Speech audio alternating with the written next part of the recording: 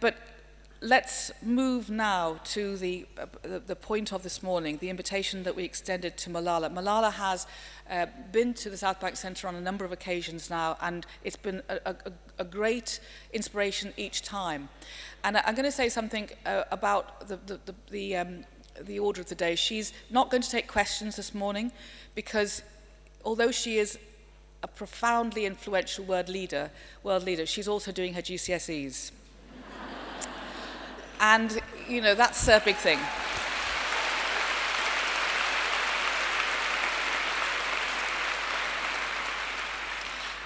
So she's going to give a 15-minute speech, and then I will be in conversation with her, ask her a number of questions.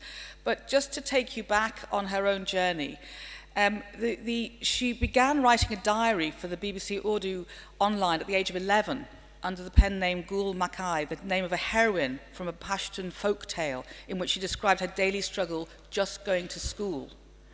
And in recognition of her courage and advocacy, Malala was the winner of the Pakistan's National Youth Peace Prize for 2011 and was nominated for the International Children's Peace Prize in the same year. So she was already a known activist at 11. She was 15 on Tuesday, the 9th of October 2012, when she was shot in the face point blank, because she had the temerity to stand up for the rights for all girls to be educated. And so the rest of the story, in a way, we are more familiar with. She was awarded the 2012 Tipperary International Peace Prize, nominated for the 2013 Nobel Peace Prize, the youngest ever person to be nominated for that. She was one of the 4 runners-up for the Time magazine Person of the Year, and she's received numerous other awards. July the 12th is now considered to be Malala Day, thanks to the UN. Malala and 500 youth delegates from 85 different countries celebrated her 16th birthday that year at the UN in order to give a speech advocating for greater access to education. She continues to champion universal access to education through the Malala Fund, which is a non-profit organisation investing in community-led programs dedicated to the education and empowerment of girls in Pakistan and all around the world. And we'll be talking more about that shortly. But can I now welcome to the stage Malala Yousafzai.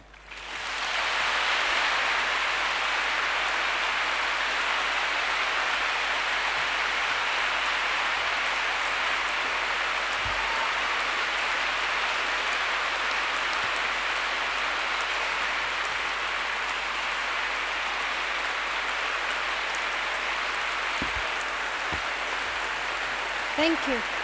Thank you. Bismillahirrahmanirrahim. In the name of God, the most merciful, the most beneficent. I would like to say Assalamu alaikum, Namaste, Ola, Oruva, Marhaba, and hello to all of you. I would like to thank Jude, first of all, for giving me this opportunity to come here and to raise the issues that women are facing all over the world, not only in developing countries, but also in the countries which we consider modern and which we consider as giving equal rights. When I was in Swat, I saw terrorism, and I saw that the terrorists were against education. At that time, they blasted more than 400 schools, only in Swat. They banned girls' education, they stopped women from going to the markets, they blasted CD shops. People were banned from going to cinema. Life became very difficult. It was hard to live in such a situation that there were some people who were telling you which kind of clothes should you wear, how short or long your hair should be, how short or long your beard should be, which color clothes should you wear. It became very hard. There was no freedom for anyone. The terrorists were not accepting diversity, and they were totally against women's part and women's role in society. For me, the important thing was my school. I wanted to learn. I wanted to be a doctor at that time. It was my dream. But in 2009, education was banned. And at that time, I could not even believe that would it be possible that I would remain just uneducated woman for my whole life, and then I would get married, and my only job is to give birth to children and take care of my husband and my mother-in-law and my children, and that's it. I could never be who I am. And at that time, it was extremely hard for me to imagine that I won't see my dreams come true. But we did not remain silent. We had two options. One was to remain silent and die in that terrorism. And the second was to speak and then die. And I chose the second one. My father was and is still a great father. He always supported me and encouraged me to continue this campaign of speaking for girls' education and for speaking of peace in Swat. And we continued this campaign. As Jude already mentioned, I wrote diary for the BBC, I appeared in New York Times documentaries, I spoke to media channels. It seemed a little bit that I was just speaking, but I did not realize that would it have any impact on girls' education. But later on, when I looked at the response of people from outside Pakistan and outside Swat, from all around the world, I realized that our words are powerful. When we speak, when we raise our voice, and when we raise the issues that we are facing, these are listened when we speak it from our heart. And we should believe in ourselves. I learned that at that time. Later on, the situation was better. We started going back to schools.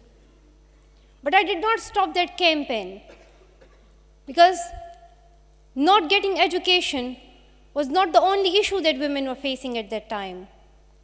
There were so many other issues that I realized that we were facing in society.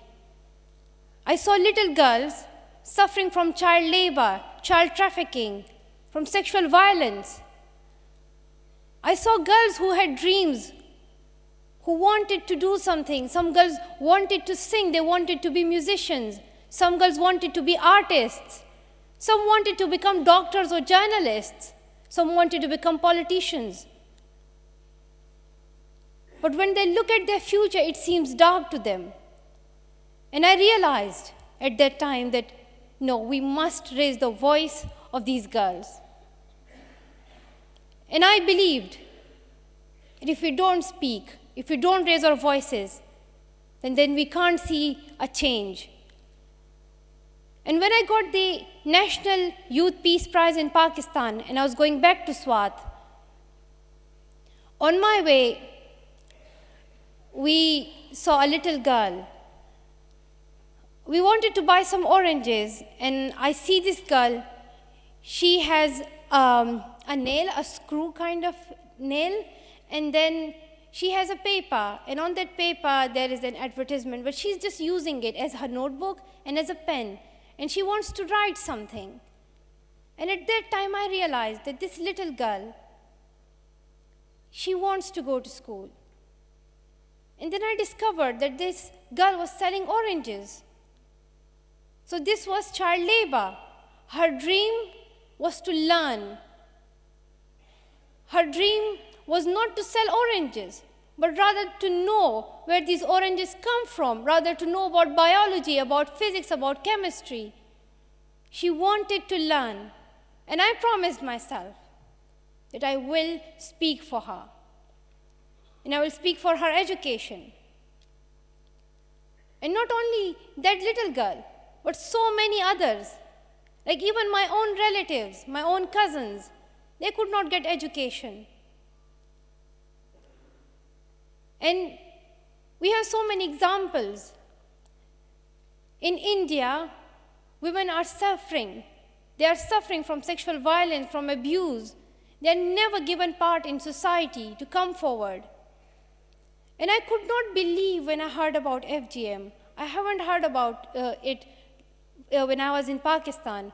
But when I came here and when I heard about Fahma's campaign, I realized that, are these things happening in the UK as well? I could not believe that here, even in the UK, women are facing problems. The legal laws provide them equal rights because women have the right to vote in this country. They have so many more opportunities than we have in the developing countries. But still, women need much more than we think, because we need equality in practical life. If something is a part of a law or a paper, it does not matter, but we want equality in our practical life, in our real life. And now, it's my dream to continue this campaign for women's rights. And another thing that I have realized is that women are discriminated, not because women are weak. Women are discriminated not because they are weak, but because women are powerful. And some people, but most of people, are afraid of the power of women. Because why would a person stop women from getting a job, from going to politics? Because if we look at the parliament, here in the UK, I have heard that only 22% are women. So the fact is that when women are not given the opportunities, it shows that yes, people are afraid of the power of women. And now we need to struggle for it. Because if we want to see our bright future, if we want to see equality and justice, then we should and we must take a step. And this is what I have learned from my life. In Swat, when we spoke, when we raised our voices, we saw peace. We saw our dreams come true. We started going back to schools. And the same is here. When we will speak, we will make our dreams come true. And I hope that we will continue our campaign, because we can succeed when we work together. And when we all work together for this campaign, then I'm sure that we will achieve our goals. Thank you so much.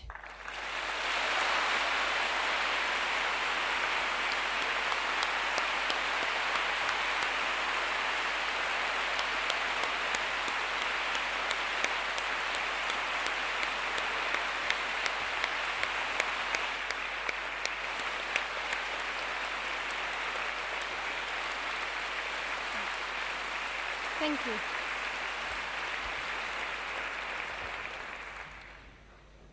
Thank you, Malala. And can I just also thank our signers for their attention to what Malala is saying, which is much appreciated.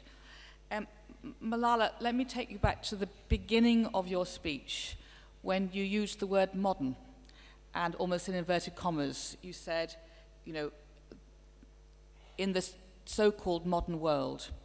So when you came to the UK and you looked around you and you realized that actually this wasn't a world where gender equality had been solved, can you tell us what it is that you noticed about the UK? What was it that surprised you about the UK with regard to gender inequality?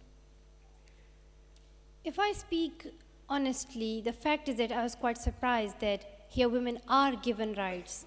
Because if I compare it to Pakistan, it's far more better than Pakistan. I haven't seen women driving, and it was something new for me to see women driving, walking on the streets. They don't need someone to protect them, because in Swat, I could not go outside all alone. Someone has to be with me, my brother or my father or someone else. So it was really maybe wonder or something astonishing to see that yes, women are free. They can go outside, they can do a job they like. But when we go in depth, still, then I realized when I heard that in Parliament, you see that there are only 22% or less than that women, and also women are not the CEO of big companies. Usually, they are men. So I have realized that it is far more better than other countries, but there are still so many things that needs to be solved. And you referred in your speech to the idea that people are frightened of women's power. And so you see that in the UK as well? You feel that idea of people holding women back is still evident here? Of course it is, because women here are not given the roles that they deserve. And they're not given the opportunities that they need to go forward. And even though it appears like the image is clear to outside world, no, women are treated equally, but the fact is that it's not shown to the world. The good thing about the other countries such as India and Pakistan is that people say it clearly, yes, women are not treated equally. It's clear to everyone, but here it's kept hidden. And now we need to highlight it. Because if we don't highlight it, it will continue. So I think then it becomes the responsibility of people living here, and also me and yours, that we speak for it and we highlight it. Thank you.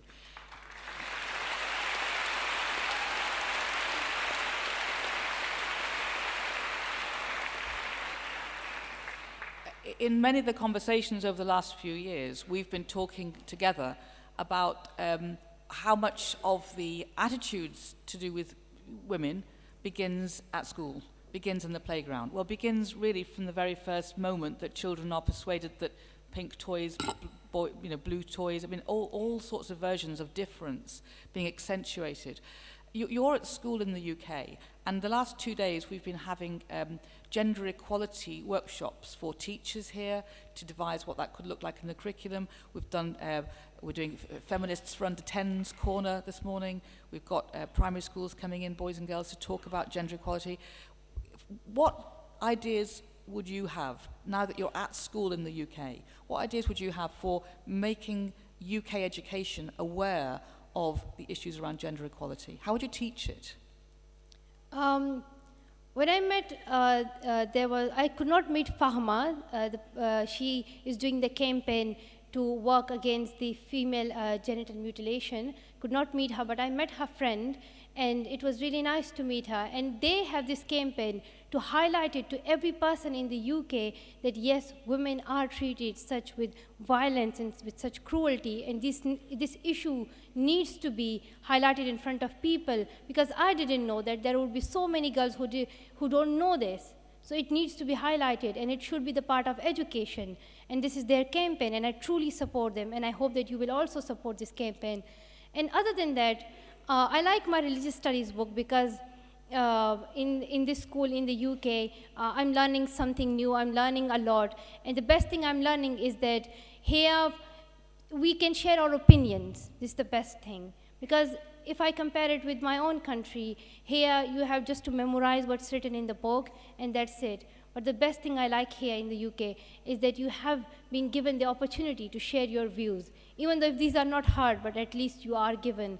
But still we can work more on the curriculum to change it, and because it's how you treat the children right from the beginning. As you said, that the pink color is just girls' color and the blue color is boys' color.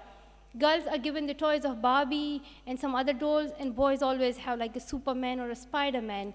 So it starts right from the beginning, how you treat your children. How is the society being designed?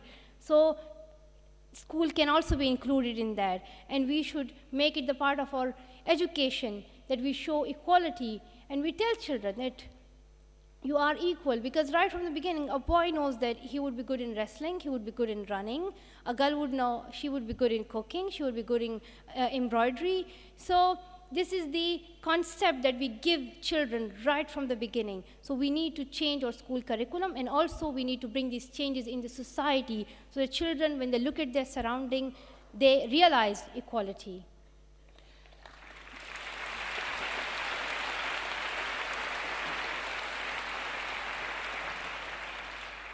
For those of you in education currently, you will have probably very different experiences. Some of you may go to schools where the issue of gender equality is discussed a great deal, and some of you may not have any discussion frameworks in which that happens.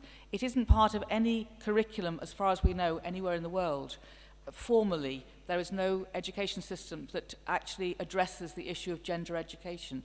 And let's not forget, this is not really about girls, this is about girls and boys.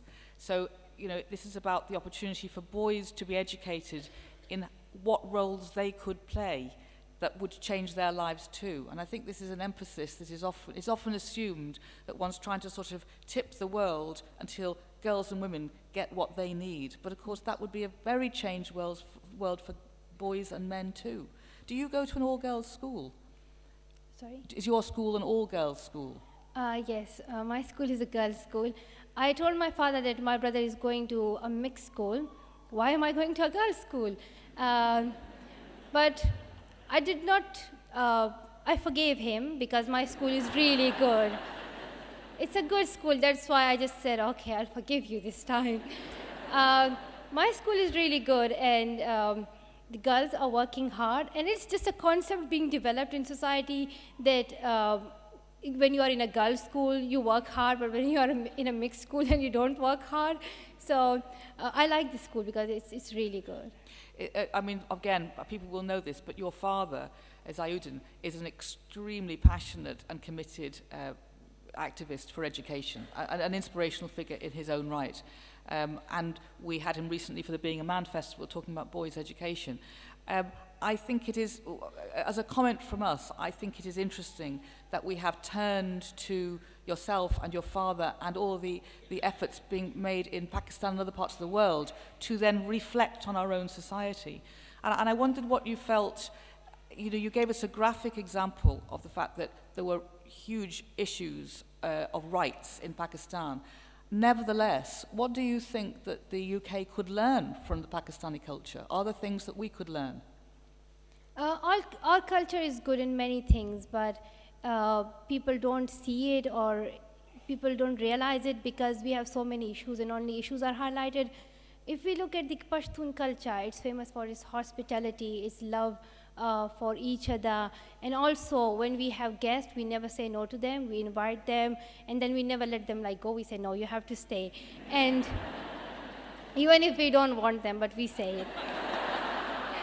And so this is the hospitality. Then there's like love with each other. So in our country, so we have like a long list of relationships. So we say like my cousins, brothers, sisters, sons, blah, blah, blah, and so on.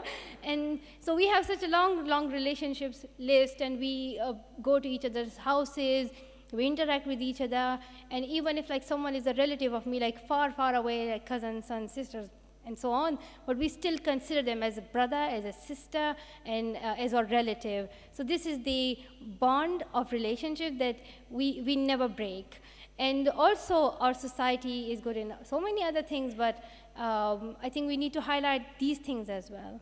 I think this is an important point because often when we're discussing single issues and the issue of rights, for example, of women and girls around the world, we can focus only on the aspect of a society that is dealing with that hot point and not take the trouble to understand more about our cultures between each other. Respect, really. I mean, it's always an issue of respect for the whole person and the whole country. So I'm very aware that it can be a tendency in any movement to sort of highlight how terrible it is in other parts of the world and not understand actually that the culture has many wonderful and rich things to offer too. Now you've talked, I mean, you were very clear in your speech that people must take action. You know, you said, I had the opportunity to die or to speak out and die.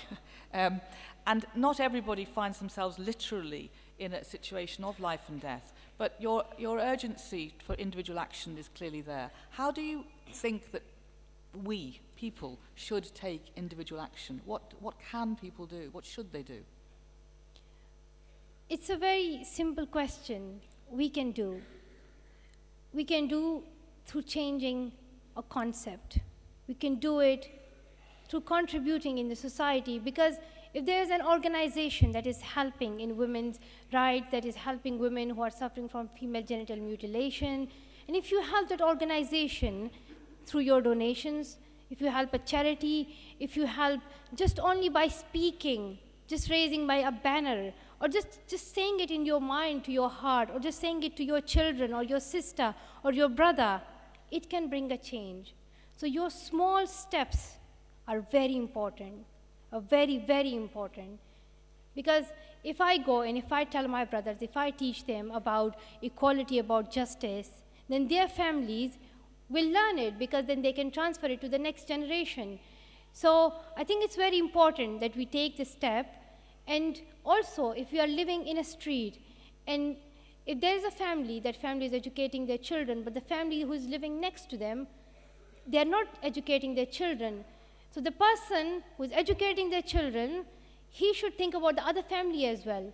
Because if you think that, no, my child is going to school, my future is bright, his future is bright, it can never come true, because you have to think about the child who is living next to you and who is uneducated. Because when that child will grow up, he cannot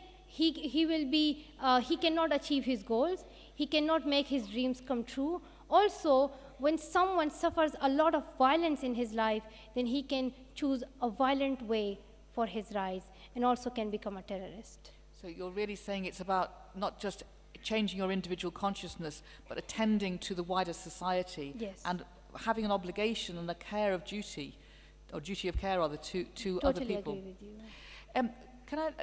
you. Would you call yourself a digital native? I mean, are you keen on technology and the use of technology? Do you think technology is allowing us to make connections around the world in a different sort of way? Well, I myself do not use Facebook or Twitter or Instagram. It needs time, but it's my message to every teenager or to every person that this is a great opportunity for you to raise the issues that girls are facing, that children are facing. You can also raise the issue of child labor, of child trafficking, of female genital mutilation. You can raise the issue of girls' education.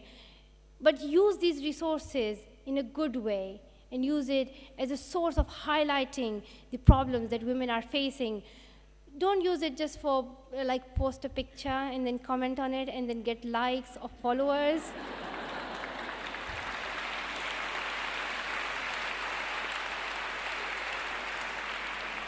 But I'm not against you if you do it, because you also need some time to enjoy. But if you use it through a good way, and if you highlight the issues that girls are facing in countries like India, in Afghanistan, in Pakistan, it would be great for them, because then they would know that, yes, someone is speaking out for them.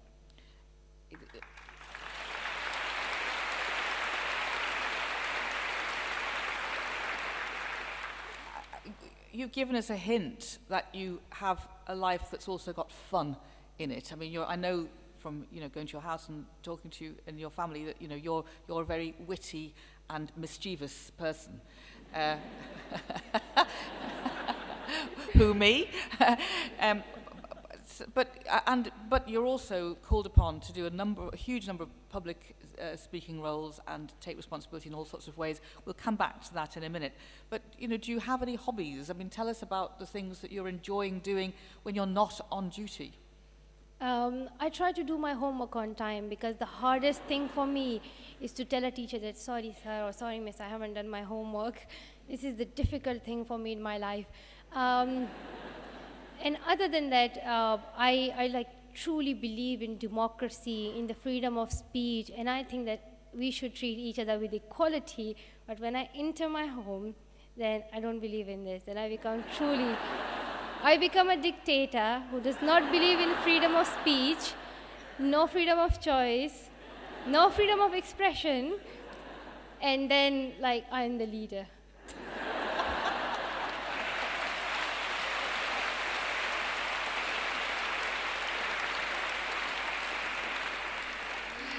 Yes, but your brothers, I know that your brothers are your fans now as well as the people that you occasionally give a shove to. So when I become a little bit harsh upon them, then they say, shall I tell it to outside, shall I tell it to people? And then I say, they really sometimes confuses me.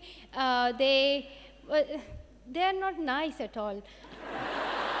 My little brother, he is really good. He's confident. He has got so much in it, even though he's like little, but he has energy. And then the one who is 14 years old, he's a bit lazy, and he also plays on Xbox, and which is not, and he plays some games which are not even allowed for under 18. And You do realise you're telling 2,500 people that. yes, don't tell it to anyone.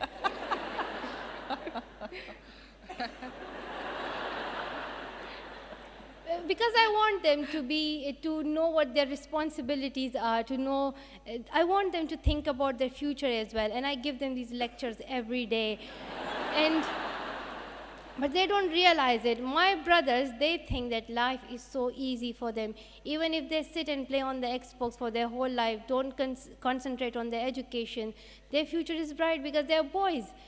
But the fact is that no, if you want your future, and if you want your future to be bright, if you want to do a job, because tomorrow you would have a family, you would be earning, you need to live a life, you would not be dependent on your parents. You should be independent, and for that reason, you should concentrate on your studies and realize what skills you have, what potential you have.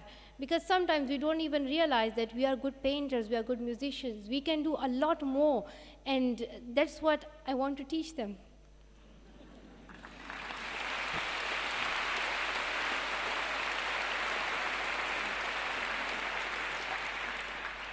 I mean, just as an anecdote, recently we had a dinner here raising money for women of the world, and this chap was telling me that he is in an office in the city. He's a acquisitions, mergers person. But anyway, he has a very, very senior job and in the city. Is that too vague? And he has the sons, and he was in a state of anxiety because he was trying to get his son into some school, a private school, and he was having difficulty getting him into this school, and he was very bad-tempered. Anyway, eventually he got his sons into this school. And his colleague, who was telling me this story, said to him, well, I'm glad you're going to stop being so bad-tempered every day now that you've achieved your goal of getting your sons into this school. And he turned to him and said, well, you're all right, you've only got daughters. Now, I just give that quote because he gave it to me as the fact that, you know, if one thinks that the UK is a finished story, not that any of you are sitting here thinking that, but, you know, it is extraordinary still, the idea of, you know, the obligation and inevitability that a boy must be helped to succeed. And then the secondary thought that it would be great if girls succeeded too, wouldn't it? Yeah. And this is this issue of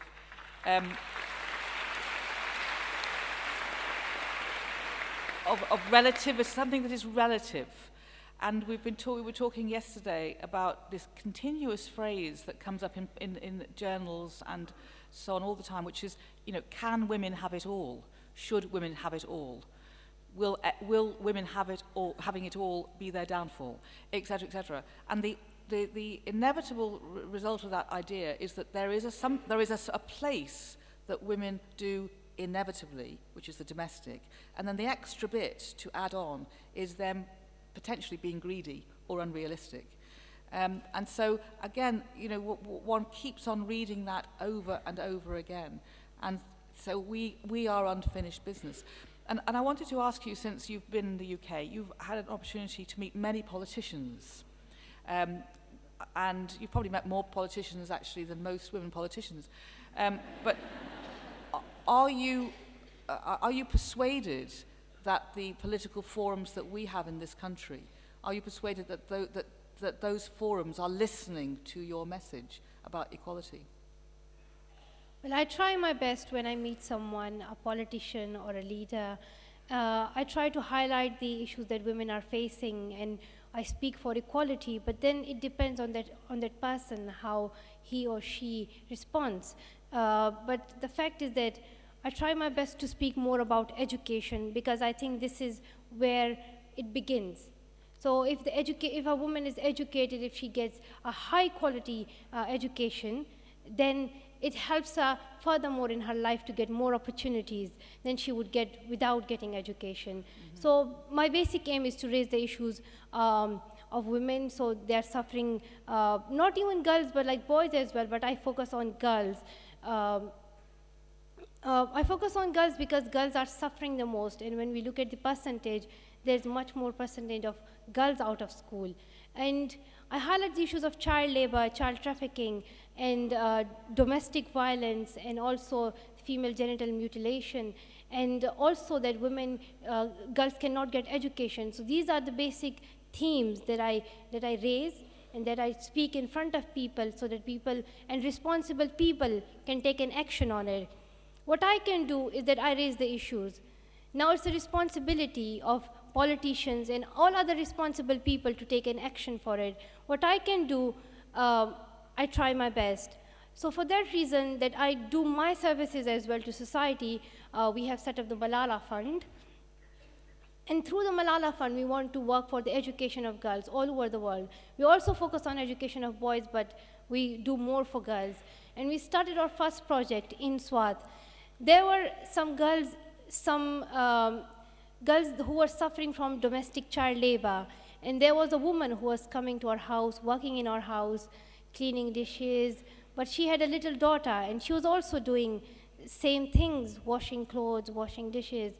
And I could not look at her doing these things because I was feeling guilty that this is the little girl, why is she doing this? Why is not she going to school?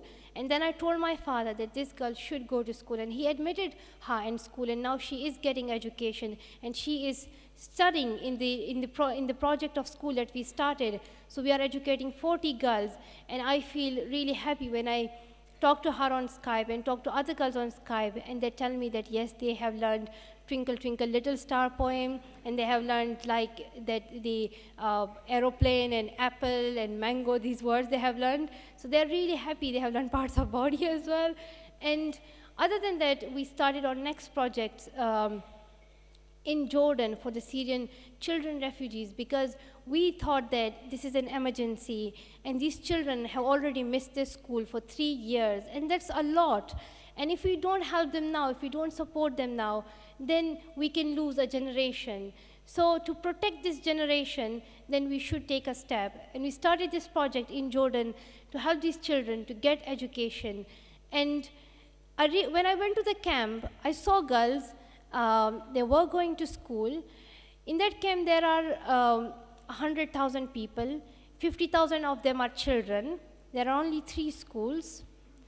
And girls are going to school, but the thing that totally astonished me was that boys were not going to school. And the reason for that was that boys wanted to earn. They wanted to earn for their families. And I saw so many boys working in the streets and doing child labor.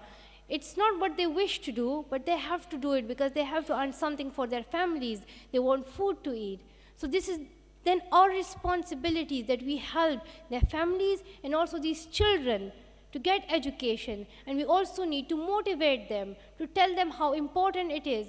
Because the child would say like, why would it be important just to go and sit in a classroom all the day and do homework? Why is it important? So we need to tell a child, their child, that if you want your future bright, if you want to know what skills you have and what you can do in future, then you should go to school. And in school, you also not just learn and then tomorrow you get a job, but in school you also learn other basic things of your life.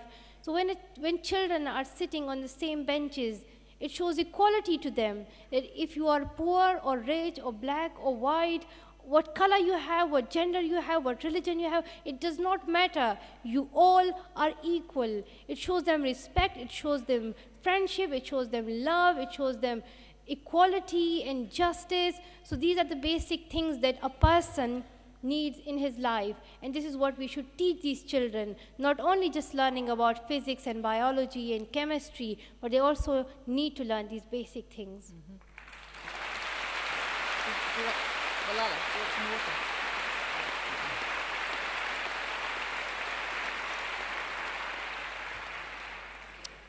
I think you've raised the issue of refugee communities, and it's very significant right around that we have a very turbulent world We have a huge number of displaced communities. We have refugees everywhere, including in our own country.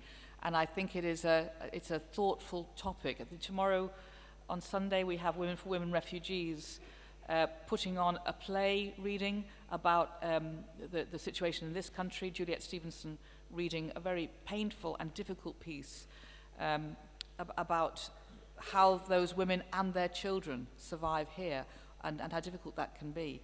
And I think we have a very complicated attitude to displaced communities. And as you say, I think that we choose not to take seriously the idea that those children still have real educational needs, greater educational needs in some respects. And there doesn't seem to be a worldwide movement to deal with that. So going back to the Malala Fund and your ambition for it, obviously there are lots of different initiatives around the world for education. Is there something in particular that you think the Malala Fund is doing? Are you bringing together many different organizations under the umbrella? I mean, are you in conversation with a lot of organizations in order to make the Malala Fund powerful? When I looked at the organizations, like how many there are in this world, there are so many. Now these organizations need to work together. I include Malala Fund as well. These all organizations need to work together because their goal and their objective is the same. Girls' education, protect children from child labor, protect them from child trafficking. If the aims and objectives are the same, why not we work together? And this is the part of my campaign, that we should work together to solve these problems that the children are facing. So that's why we started projects in Jordan with Save the Children and also with UNICEF. And now we are working with Free the Children to work more in India as well, and in countries like Africa where children don't get the opportunity to go to school because of poverty. So I think it's necessary that organizations and all the people, philanthropists and the government, they work together and that make it like one goal of all of us, and then we continue it. And I mean, I think that's a practical and laudable aim and ambition. Do you, are you able to use your leadership? You're very symbolic at the moment in terms of a figure who stood up for their rights and for everybody else's rights. So are you finding at the moment that you have great agency? Are people listening to you and joining in as a result? People are supporting me a lot, and I'm very thankful to every person, because your good wishes, your cards and your teddy bears and all the other things that you send me are really important to me, because it helps me to continue this campaign. It encourages me and it strengthens me, and I think that it's necessary to continue this campaign. And also, I think I forgot your question.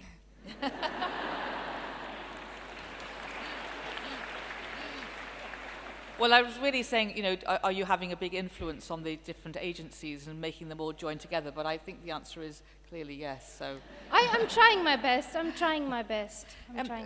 So, you talked about the fact that you had a tremendous dream to be a doctor.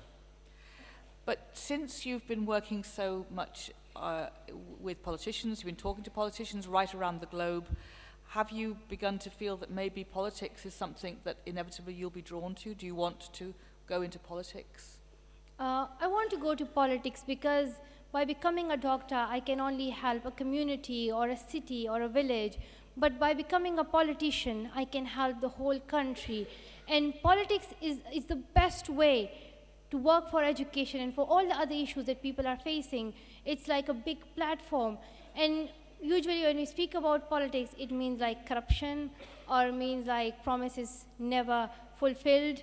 But the fact is that no, we have to change our idea and we have to use it for the rights of every person, use it as a good way. So that's why I want to do politics, and it's my dream that people will vote me.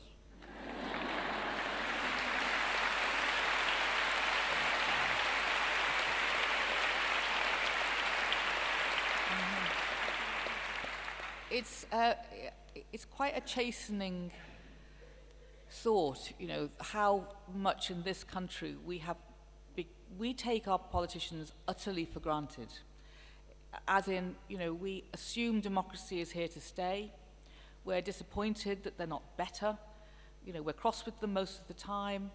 We don't even vote, a lot of people. I mean, I'm sure you all vote, but a lot of people don't vote. So there are parts in the place of the world where you can't vote, and then we've got the vote, and we don't use it, or some of us don't. And that idea of the politician being a vital ingredient in taking ideas and making progress happen. We have got to, I'm not asking you to solve our political problems, you understand, although I'm sure you could, but really, I think we have got to regather around the idea of values and ideas and work with our politicians to support them. It sounds counterintuitive, but I feel that our politicians with the press find themselves very, very beleaguered here. They're very hemmed in by attitudes, particularly of the press. When you go back to Pakistan and you look at politicians there, do you think, well, I would have a role in Pakistan as a politician, or are you thinking I'd have a role in the UK as a politician, or haven't you decided yet?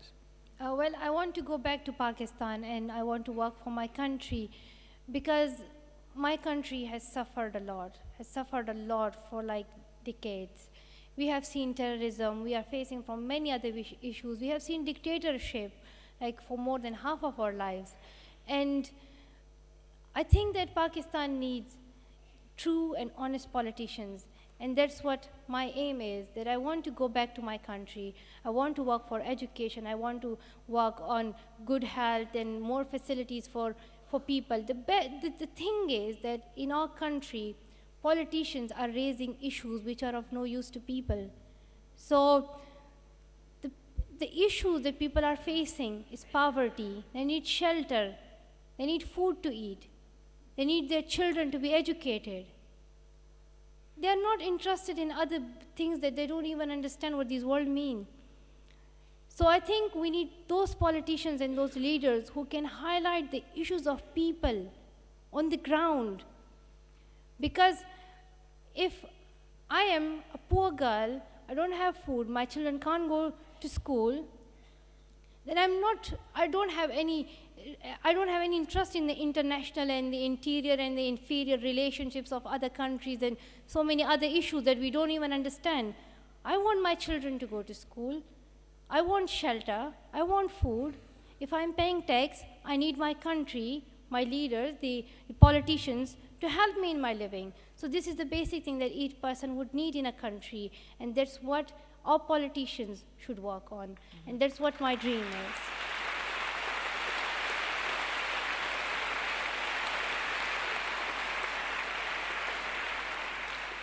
And is there a political movement growing in Pakistan that would support these ideas? Do you, if you went back, when you go back, is there a growing sense that people share this vision and would be there to support?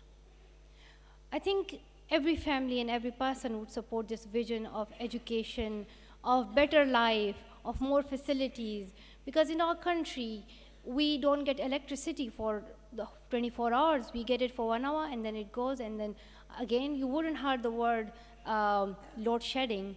That is something new for you, but I know this word because in our country, you get electricity for 8 hours a day, for 7 hours a day. So there are so many other issues that people won't know here. And I think that through politics, we can bring change, and that's why I have chosen this way. And in this country, there are so many facilities that sometimes wonders me, because you have gas here, you have electricity for 24 hours, you have many other facilities, you have clean water here, you have there is a good system of paying tax, and then you have NHS. That's great, you have NHS here, because if I look at my country,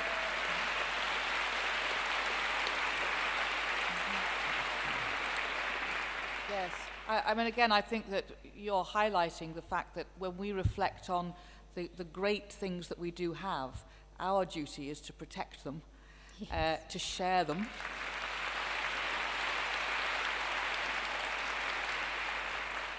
And I think the debate we have, which again I'm not asking Malala to solve, is when we, the single cause that says every child has the right to be educated. That is such a clear cause.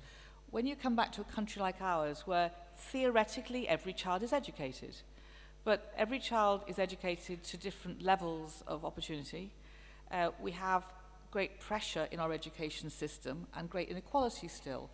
And all the things that you were talking about, which are the hidden inequalities, the ones that are more difficult to root out and to name. I think this is the thing that when you come from Pakistan and look at us and go, well, you might have education, you might have gas, electricity, running water, etc. Why are you still unequal? Why are girls and women still unequal? This is the puzzle that we have got to collectively to think about and name. I suppose, you know, again, around that question, when you meet politicians here and they talk with you about how awful it must be in the Swat Valley, etc., and you turn it back to them, and you put the mirror back to them and say, but are you thinking about your own country? I'm not talking about, you know, female genital mutilation, domestic violence, the things that everybody instinctively goes, of course, that's bad. But, you know, issues to do with legal aid, issues to do with page 3 in The Sun. I mean, just the questions around the way that we treat women and think about women and girls. Are you finding that they're able to listen differently because you're an outsider? Sometimes an outsider tells somebody something about themselves which they hadn't seen before. It's a very good but a complicated question. Yeah. The thing is that I have spent only like maybe 1 year or 1.5 years here, and I have seen so many great things here, but I have seen so many things which I did not expect to see here. I have seen clean roads, no horns, and no like the traffic jam. I have seen so many great things. But as you highlighted that the issues that women are facing here, how can we let the politicians know? And if I raise this, I definitely want to raise the issues that women are facing. And I think this is the part of our campaign to speak for equality and for justice towards women. And I try my best to speak more about education. And I'm not that much involved in politics yet, but I try my best. And I hope that politicians would take an action for it. But when you meet someone and when you tell him something, or when you meet a politician or a leader, the reply is always good. It's never bad. But then you need to see it further on what he or she does. Yes, yes, you're quite right, yeah.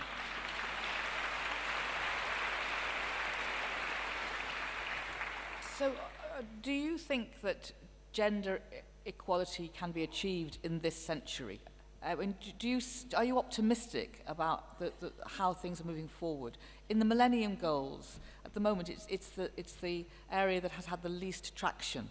Women's equality, women's education has the least traction in the Millennium Goals. Although in the last 4 years, there has definitely been a shift of momentum around this. Are you optimistic that this is something in the 21st century which the world is going to address and solve? I think in the beginning of 1900s, women might have been thinking that would it be possible that we would be able to vote, and would we be able to have the right of voting and have the right to be part of politics. And now at the end of the 19th century, of the 20th century, in the beginning, this is the beginning of the 21st century, women have the right of vote in many countries. Now, this year, in this century, in the beginning of this century, the goal should be women's equality. And if we struggle for it, we are definitely going to achieve it. Because long ago, people were not even expecting women to be sitting here on the stage, speaking for their equality, women coming outside of their houses, women doing jobs, women not only just limited to the 4 boundaries of their houses, but working. So people were not expecting it, and now it's happening. So we should be hopeful about our future, that yes, we can achieve our goals. The only thing we need is to struggle and is to speak for it. Mm-hmm.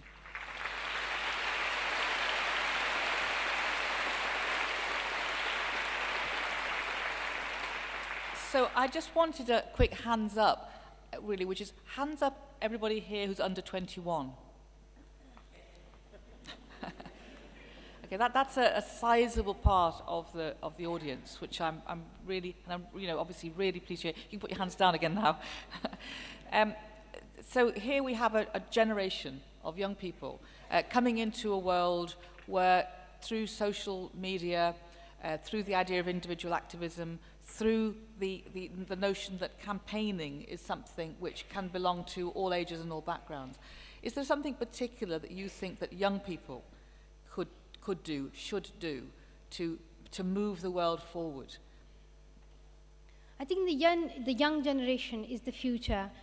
And why not we build up our future now? So if the young generation wants their bright future, so then they should work and they should start their campaign now for the equality and for the rights they want and for the opportunities that they want in their future.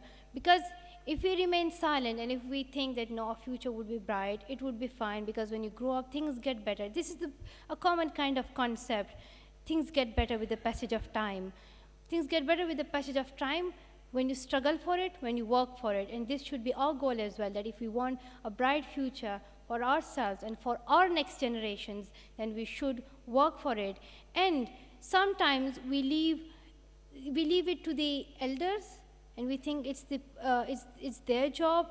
We are never given the space, but now we should go and take that space and say, no, we want to speak for our rights, we want our future bright, that's why give us the opportunity to speak. And it's important that we take part in it, because we are part of this society. We all are part of this society. And we should not be marginalized. We should not have that generation gap. And we should try to understand each other. I think understanding is necessary. And that's why it's my message to the youth that they should take a step.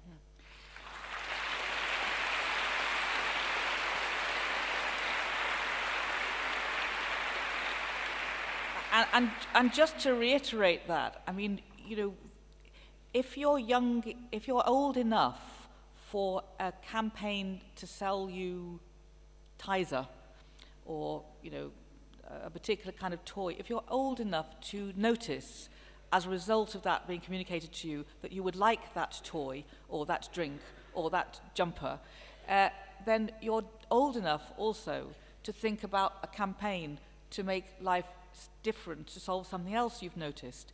And I think that although people go, gosh, it was amazing, you were 11 and you were writing those diaries, there are wonderful examples of young people taking a stand in leadership. I know it's not easy in the playground, it's not difficult, it's often very difficult at school when you stand up for issues. I know that people who want to stand up for rights often are the subject of bullying, and that's very, very difficult, I think, for young leaders, boys and girls. But there is absolutely no doubt, as an older person, that when a young person comes with, that they're not trying to push their career forward, they've got no financial thing to gain from it, when they come to an older person, they go, this is what we should be doing, and this is the truth of a situation. I think older people are very, very influenced by younger voices. I'm just looking at the older people in the audience now. Would we agree?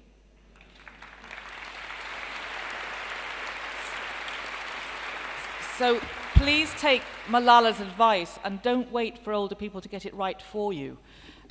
Sometimes we're tired, and sometimes, we have been trying to do that, and then you sort of, you do have a bit of a sit down for a bit sometimes. And the thing is that the issue of changing the world, it's a baton passing issue. Some people come running up your side, they suddenly are doing something like Malala, and you think, right, let's get back on the track here. So everybody's stamina needs to be supported by everybody else, believing that we can make the world different. And there are so many examples of the world, as Malala says, the world is different because people have taken a stand. But it is also true that if you then go, well, it's fine now, isn't it? It's extraordinary how quickly the waters close back over. So, we must take your example and your inspiration and do our homework and work hard and make changes.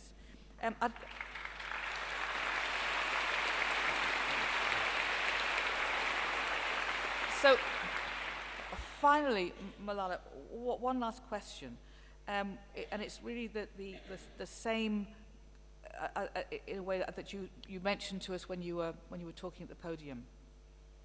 You exhort yourself to carry on fighting. You've said, I no longer am going to be a doctor, I'm going to be a politician. Not everybody here is going to be a politician, of course. But you have made a statement that you, as an individual, are committed to trying to change the world, step by step, gesture by gesture. And is that what you would like us to do, and how would you like us to do it? Thank you so much. I think it's very important that we know what our responsibilities are. Sometimes we only speak about rights, but we also have some responsibilities. And I consider that it's my responsibility to speak for girls in my neighborhood, in my community who are not getting education. I think it's my responsibility to speak for those children who are suffering from child labor, from child trafficking. And I think it's my responsibility to speak for those girls who are suffering from female genital mutilation. And you should also consider it as your responsibility to take an action for it. And also, you can help in different ways. I already mentioned it, you can help in different ways. You can just go, encourage someone, and try to motivate someone. You can just saying by I support you, just one word like I support you, it matters a lot. You can do it through supporting other organizations who are helping in solving these problems. Each step matters a lot. So I think that, and I'm hopeful that you will realize it, and when you go home, you'll think about it, and you will think that, yes, it is our responsibility to work for it and together.